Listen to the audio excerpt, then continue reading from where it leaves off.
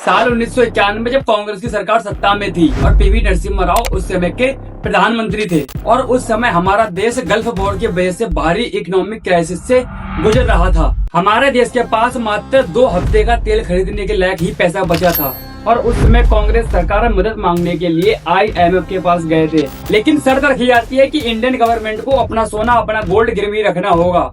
तब उस समय कांग्रेस सरकार ने 47 टन सोना बैंक ऑफ इंग्लैंड के पास गिरवी रख दिया। तब कहीं जाकर हमको 4 अरब डॉलर का लोन हमारे देश को मिला।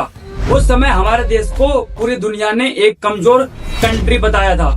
उस समय के प्रधानमंत्री पीवी नरसिम्हा राव और फाइनेंस मिनिस्टर मनमोहन सिंह ने एक बार फिर दोबारा लोगों को लाइसेंस दिया। प्राइवेट कंपनियों को एक बार फिर कंपनी चालू करने का मौका मिल जाता है, एक बार फिर अर्थव्यवस्था पटरी पर लौट आती है। लेकिन ये एक ऐसा घाव था जो कभी भर ही नहीं पाया था। आपको दिखाया जा रहा है कि बड़े बड़े एक्सप्रेस वे बन रहे हैं, बड़े बड़े हाईवे बन रहे हैं, इन्वेस्टर करोड़ों रुपए इसमें इन्वेस्ट कर रहे हैं।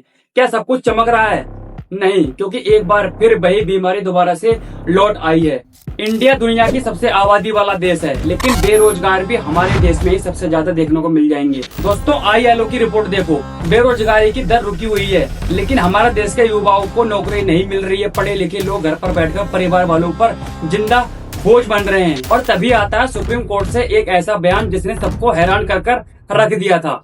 सुप्रीम कोर्ट के जज सूर्यकांत कहते हैं कि कुछ बेरोजगार युवक कॉकरोच की तरह हैं जो हमारे सिस्टम पर हमला कर रहे हैं। There are youngsters like cockroaches.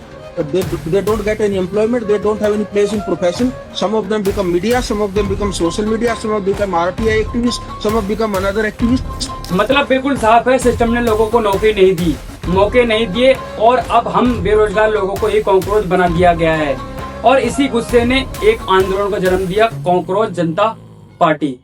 Cockroach Janata party. Cockroach Janata party का नाम है कॉकरोच जनता।